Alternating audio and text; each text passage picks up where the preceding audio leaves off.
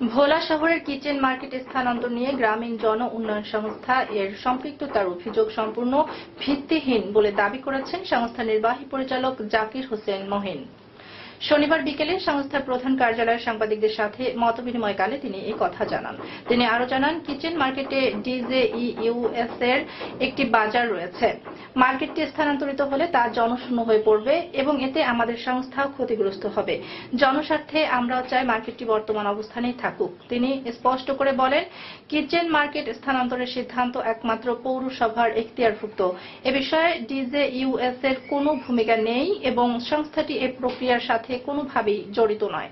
সামাজিক যোগাযোগ মাধ্যমে প্রচারিত ভুল তথ্যের প্রতি ইঙ্গিত করে মহিন সাংবাদিকদের উদ্দেশ্য করে বলেন, যারা এই অপপ্রচার চালিয়েছেন তারা বিষয়টি সম্পর্কে না জেনেই তা করেছেন।